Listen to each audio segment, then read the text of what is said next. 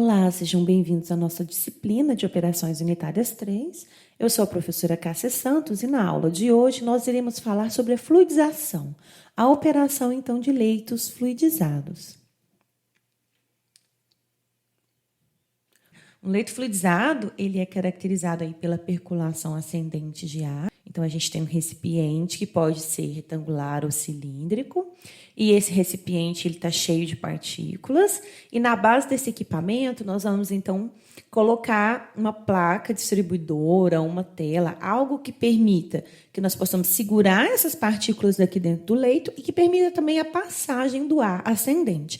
Então, a gente coloca o ar ascendente aqui subindo, ele vai, então, percolar, passar por entre essas partículas, certo? O fluido, no caso, pode ser líquido ou pode ser gás. Então, quando ele começa a passar, dependendo da velocidade com que o ar passa, ele começa a empurrar, então, as partículas e formar essas bolhas aqui no meio, o que gera, então, esse movimento, caótico dentro do equipamento. E quanto mais a gente for, então, aí, aumentando a velocidade do ar, maiores vão ficar essas bolhas e mais vigoroso vai ser esse movimento das partículas dentro do leito. Esse equipamento ele foi desenvolvido em 1922, durante a Primeira Guerra. Foi inicialmente utilizado como um reator para gaseificação de carvão, visando aí a produção de gás de síntese, para obter combustíveis líquidos. Então, esse primeiro gaseificador de leito fluidizado foi chamado de gaseificador Winkler. Então, na fluidização, esse conjunto fluido-sólido ele se comporta aí como um líquido em ebulição. Algumas vantagens do leito fluidizado. Ele promove uma mistura muito rápida das partículas no leito, ou seja, existe uma velocidade relativa entre a partícula e o fluido muito alta. Essa mistura rápida faz com que o leito seja mais homogêneo em termos de temperatura, o que conduz aí a um leito operando praticamente em regime isotérmico. Assim, evita-se pontos quentes e pontos frios dentro do equipamento. Isso é muito importante quando a gente trabalha com o equipamento como um reator químico, porque aí, dessa forma, todo o equipamento ele vai estar sobre as mesmas condições de operação.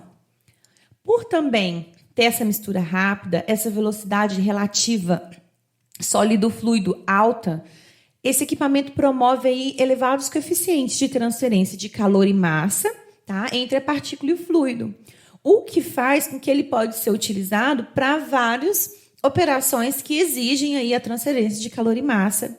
É um equipamento de baixo custo de operação. Basicamente, é preciso ter, para o leito fluidizado funcionar, um soprador ou um ventilador que consiga promover essa mistura das partículas. E é um equipamento que não tem muitas partes móveis, partes que rodam, o que faz com que o seu custo de operação e instalação seja realmente baixo. Permite a operação em grandes escalas. Então, o leito fluidizado, ele permite sua operação industrial, você consegue aí fazer uma ampliação de escala desse equipamento para ser utilizado aí de forma industrial. Como desvantagens do equipamento, e como acontece muita abrasão das partículas na parede do leito, acontece, então, o desgaste do leito. E, com o tempo, ele vai precisar ser trocado. E também porque alguns materiais eles não fluidizam muito bem, eles não conduzem a uma fluidização adequada. Porque tem materiais que você tenta agitar e eles pulverizam, e tem materiais que aglomeram. Pós aí muito, muito finos, tem uma fluidização muito pobre. Então, por causa dessas características, o equipamento tem diversas aplicações. Ele pode, então, ser utilizado como um reator químico, como, por exemplo, para realizar pirólise, combustão, também como um reator eletroquímico e também para realizar catálise heterogênea, entre outras operações. Nós temos também a utilização do leito fluidizado como um secador. É possível aí fazer a secagem de pastas, com adição aí de material particulado inerte. Nós temos também a secagem de grãos, materiais químicos, produtos farmacêuticos, fertilizantes, entre outros. O equipamento também é utilizado para recobrimento. Você coloca as partículas que você deseja recobrir dentro do equipamento e na parte superior é colocado, então, um pulverizador, com aquele produto que você quer revestir, recobrir a sua partícula, e aí então é possível fazer o recobrimento de pellets, fertilizantes, comprimidos para liberação controlada. Então, geralmente, essa parte de recobrimento está bastante ligada ao fato de você colocar um outro material, né, por cima, que geralmente está ali ou para proteger, né, aquela partícula, ou até mesmo para poder fazer essa liberação controlada dos componentes que estão dentro dessa partícula, né? Acontece muito com a parte aí na área farmacêutica e também na área de fertilizantes. A granulação pode também ser feita, então, tá? De pastas de frutas, o microencapsulamento de óleos, a granulação de fertilizantes. Uma outra aplicação do leite fluidizado pode ser no congelamento de frutas, por exemplo. Então, você coloca aquela fruta aqui dentro do leito e passa, então, uma velocidade alta o suficiente para movimentar essa partícula, mas com a temperatura bem baixa, o que faz, então, aí o congelamento da partícula. Quais são, então, os regimes de fluidização? A fluidização ela pode ser homogênea ou heterogênea. Homogênea é quando o espaço que existe entre uma partícula e outra, quando eu começo a fazer essa fluidização, ela é mais ou menos igual. E aí o que acontece é que a porosidade ao longo do leito durante a fluidização, ela é praticamente constante, né? Ela é um valor médio que oscila. Então, nós temos essa fluidização homogênea que geralmente acontece para líquidos. Já a fluidização heterogênea ela é um pouco mais complexa. Então, com o aumento da velocidade superficial do gás, nós vamos chegar a vários regimes de fluidização, partindo inicialmente do leito no leito fixo. Então, a gente tem as partículas, eu vou percolar o ar numa velocidade bem baixa. Então, não vai movimentar as partículas, eu vou estar ainda no regime de leito fixo. Mas, à medida, então, em que eu aumento essa velocidade superficial do gás, e começa, então, a movimentar as minhas partículas, então, a velocidade que eu estou colocando de ar, ele vence a massa dessas partículas e começa a fazer o arraste dessas partículas, eu tenho aí o primeiro regime inicial, né, que é um regime de borbulhamento. Então, começa a formar como se fossem bolhas, viu, de vários tamanhos diferentes, que podem, então, juntar, né, o que a gente chama de coalescer, elas podem se juntar ou elas podem quebrar, né, promovendo esse movimento aleatório das partículas dentro do equipamento. Então, à medida que eu aumento mais a vazão do ar, e dependendo também, pessoal, do tamanho da partícula, da densidade do sólido e do diâmetro dessa coluna, pode se formar aí um regime pistonado ou de slugging.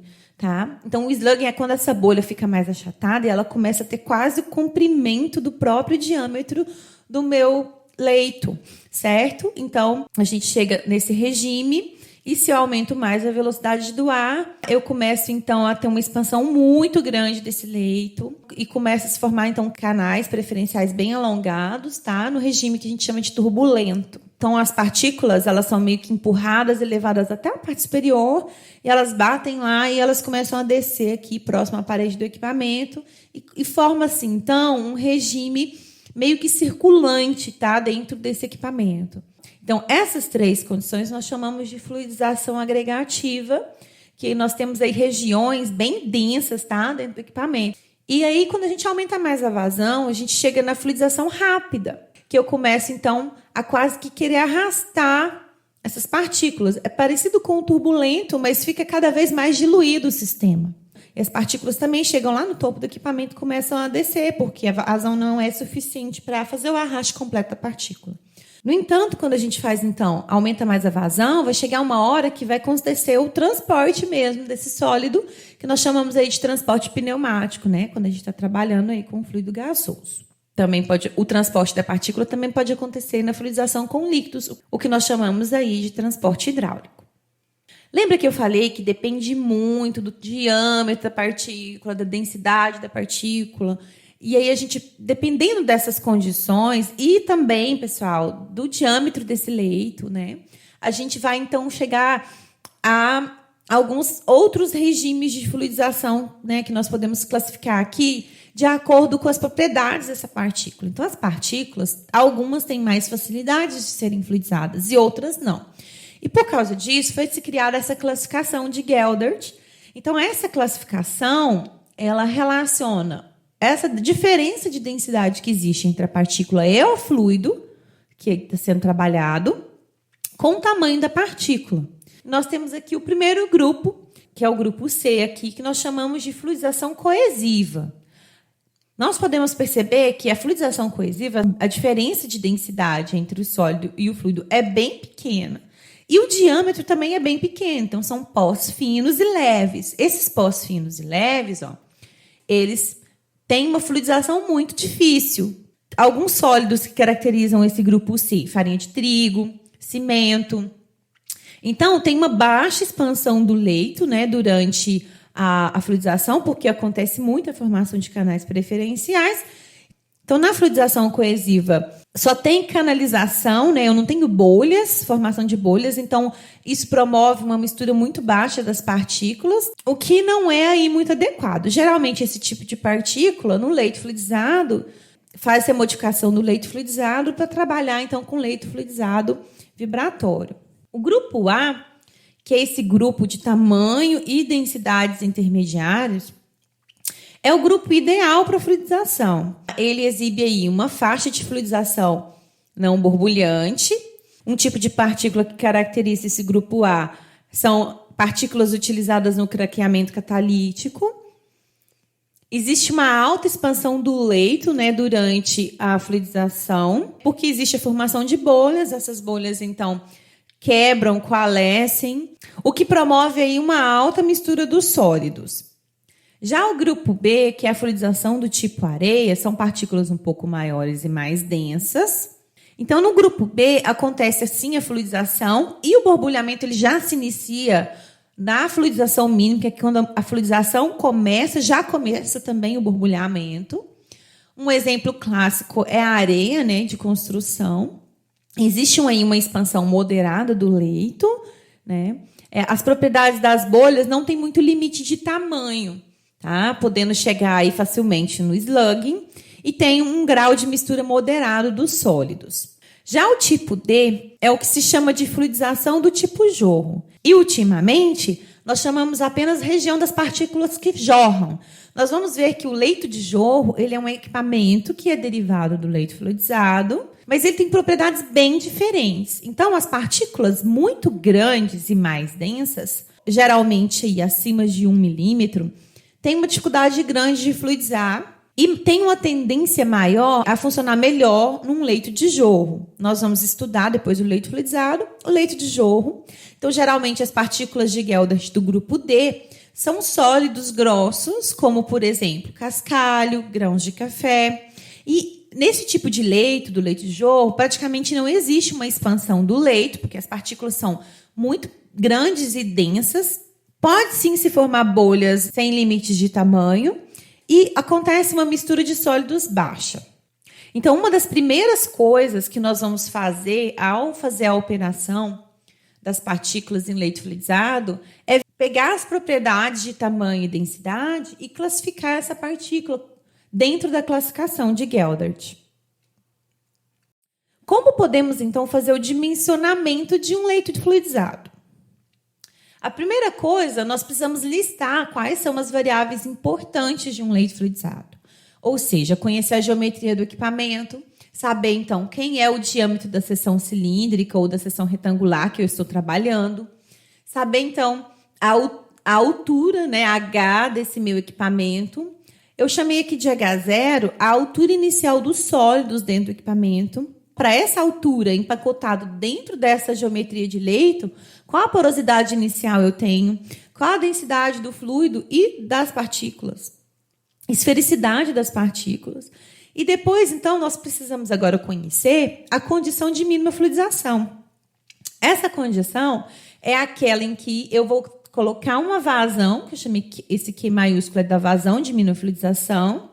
Nós vamos ter a queda de pressão na mínima fluidização e a queda de pressão máxima, a altura do leito expandido, né, durante essa mínima fluidização e a porosidade na mínima fluidização.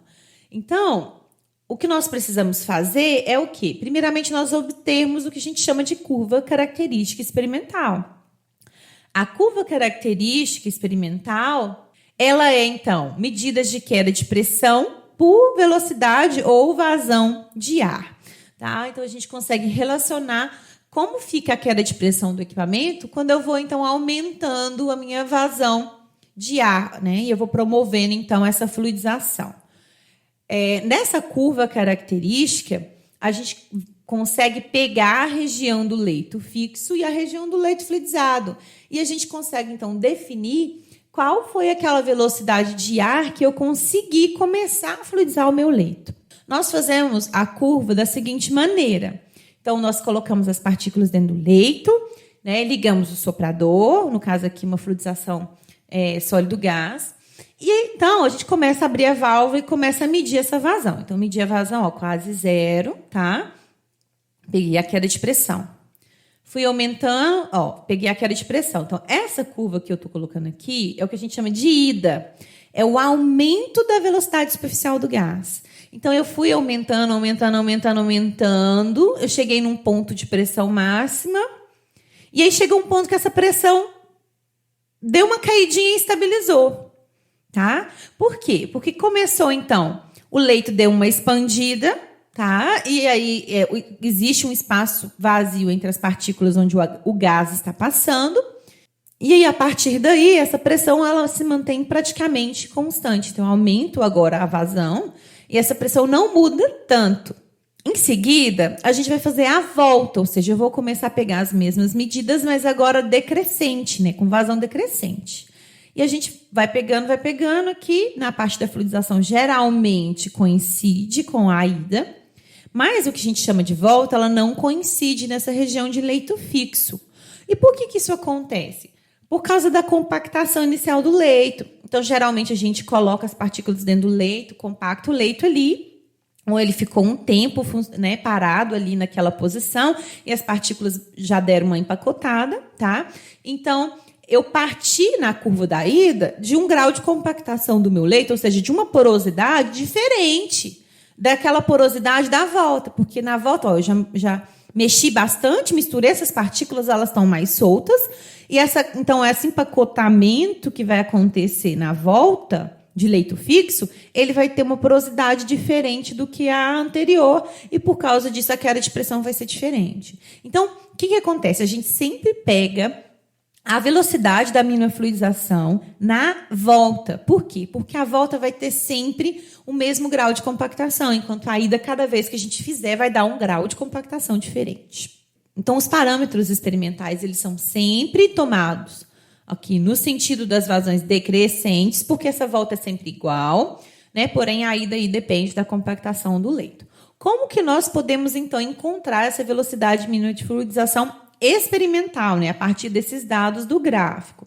Então, nós vamos fazer uma reta, tá? Nessa região aqui, onde a fluidização está com a pressão praticamente constante, e nós vamos fazer uma reta na região do leito fixo, onde então nós temos esse ponto de encontro, nós encontramos então a velocidade, né, da mínima fluidização. Lembrando que nós estamos utilizando os dados da volta, ok? Então, essa região abaixo desse ponto que eu coloquei aqui de laranja é a região do leito fixo, e a partir então dessa velocidade mínima de fluidização eu consigo fluidizar o meu leito. Aí você fala assim, professora, mas em qual vazão eu devo operar quando eu estiver fazendo a fluidização numa operação industrial? Então, geralmente, nunca se opera na velocidade de mínima fluidização, porque a mistura dos sólidos nessa velocidade é muito pobre. Tá? Então, geralmente, a gente opera aí a 20%, 50%, 100% de velocidade maior do que a mínima fluidização. Vai depender, então, do grau, né, de mistura, de movimentação que você quer dessas partículas. Mas nunca se opera aí com uma velocidade de operação muito próxima da velocidade mínima de fluidização, porque qualquer oscilação que você tiver no seu soprador, que chegue perto dessa, ou menor do que essa velocidade de mínima fluidização, o que vai acontecer? Se você tiver um reator, por exemplo, de pirólise, aconteceria, então, de parar de fluidizar. E se parasse de fluidizar e você está alimentando, por exemplo, o sólido que está sofrendo a pirólise, e você tem ali a areia, que é o sólido que está promovendo a mistura. Você vai ter regiões de ponto quente, que é onde a areia está parada, porque ela não está fluidizando, e pontos frios, que é onde esse sólido, né, essa biomassa, está entrando, por exemplo, dentro do seu reator. E isso pode levar aí a sinterização da areia que não está movimentando e o colapso do seu leito. Então, você vai ter que parar o experimento e vai perder tudo que tem lá dentro. Então, é muito importante conhecer. Se você está trabalhando com uma operação de leito industrial, de leito fluidizado, a primeira coisa que você tem que fazer é conhecer a fluidodinâmica das partículas que você tem dentro daquele equipamento. Então, é muito importante não se trabalhar em cima da vazão de mínima fluidização. Então, aqui, a partir desses dados do gráfico, aqui dos dados da ida, a gente consegue pegar a pressão máxima, que é o ΔP máximo, que é utilizado geralmente para poder dimensionar o soprador ou a bomba. Muitos casos, pessoal, essa pressão máxima ela não é muito diferente da pressão de mínima fluidização, porque nem todos os experimentos chegam até essa curvinha aqui que a gente colocou como exemplo. Os dados de queda de pressão vão ser utilizados para dimensionar o soprador ou a bomba, né, caso seja uma fluidização sólido-líquido. E nós precisamos aí determinar a condição de mínima fluidização, que pode ser determinada de forma experimental, obtida desses dados, e pode também ser prevista, né, antes de você montar um leito, antes de você fazer a operação, nós temos, então, equações, correlações, que nos permitem determinar, fazer uma predição dessa condição de mínima fluidização, ou seja, queda de pressão e vazão de ar na mínima fluidização. Passando aí, então, para as correlações de queda de pressão para a mínima fluidização. A fluidização, quando que ela tem o início, né? Quando o peso do sólido, que no caso aqui é o peso menos o empuxo, né? É igual à força de arrasto que esse ar que está entrando está promovendo. O peso menos o empuxo daria o ρS menos o ρ, que multiplica o volume vezes a gravidade.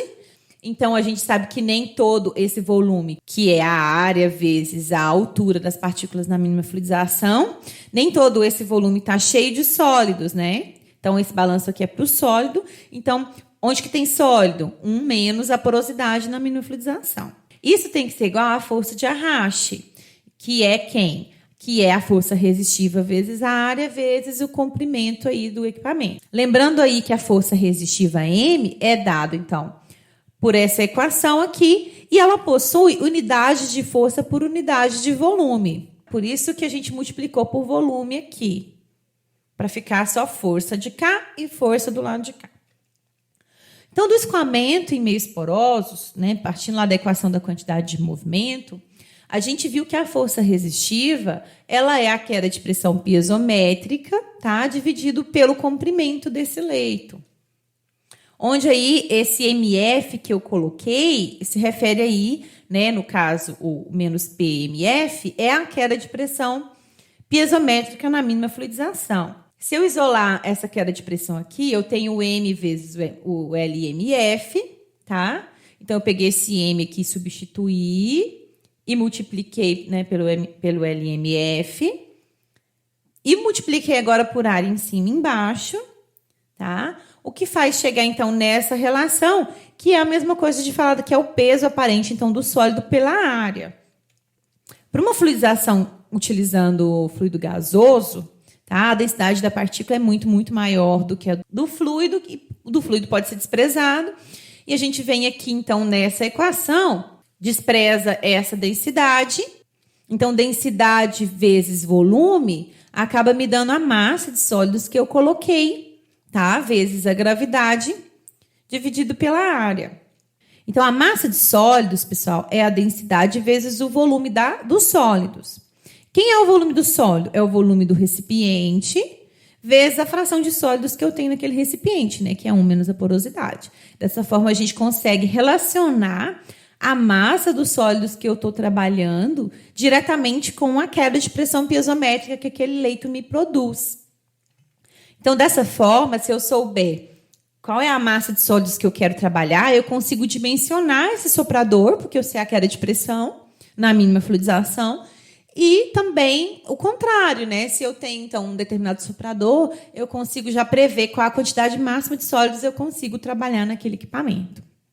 Agora, nós vamos ver umas correlações para a predição da velocidade do gás, né, na mínima fluidização. O caso geral aí, se a gente partir da equação de Darcy, né, para partículas muito pequenas, A força resistiva, ela era dada por essa equação completa. Então, para partículas muito pequenas aí, a gente pode considerar essa segunda parte aqui da equação, né, da força resistiva desprezível. Se a gente pegar, então, e definir a permeabilidade utilizando a equação de Cosen-Kármán, como a gente viu na aula de escoamentos em meios porosos, tá?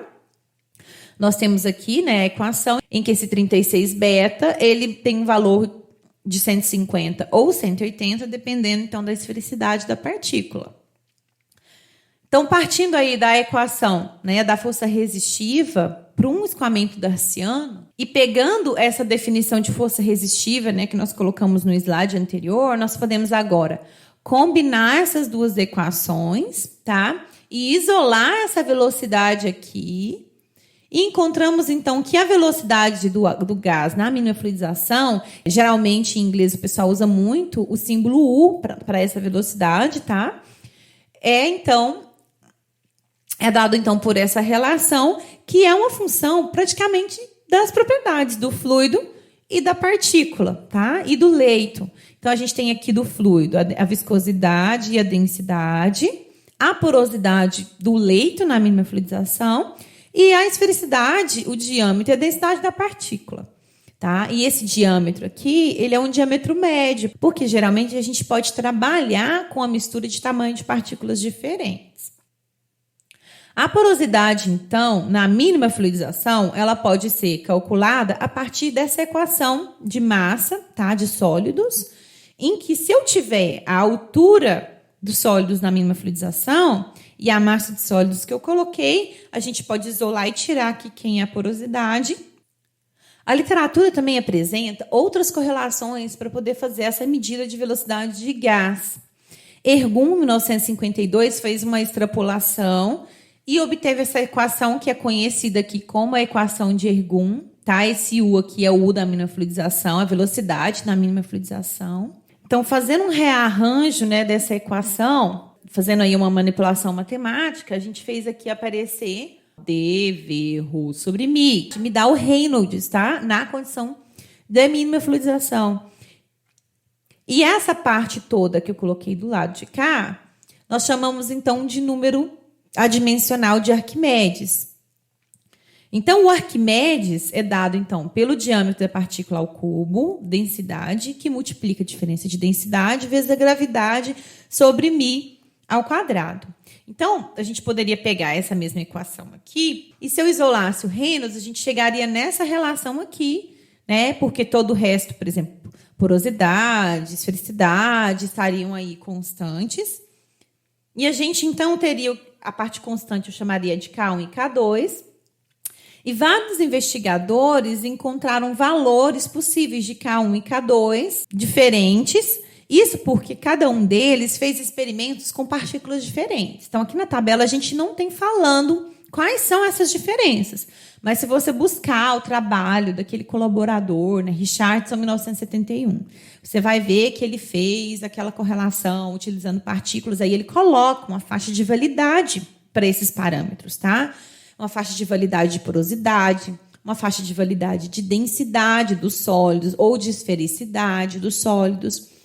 Então, na hora de utilizar essas correlações, o mais adequado é que a gente tenha em mãos, né, o trabalho de cada uma dessas pessoas, com as faixas, então, de validade desses parâmetros para a gente utilizar a equação mais correta e mais adequada. Vocês também vão encontrar aí, pessoal, outras correlações, isolando, no caso aqui, o Arquimedes e não o Reynolds. Mas, da mesma forma, todas elas vão ter uma faixa de validade e é interessante que você faça essa pesquisa antes de tentar utilizar qualquer uma dessas correlações. Dessa forma, a gente consegue, então, fazer a predição da queda de pressão, da velocidade de mínima fluidização, antes de fazer a operação do meu leito, para que a gente consiga, então, predizer quanto de sólidos eu consigo colocar, trabalhar, qual é a potência do soprador ou da bomba que eu vou utilizar para poder fazer aquela operação que eu desejo. Bem, é isso. Vejo vocês na nossa aula de exercícios. Até mais!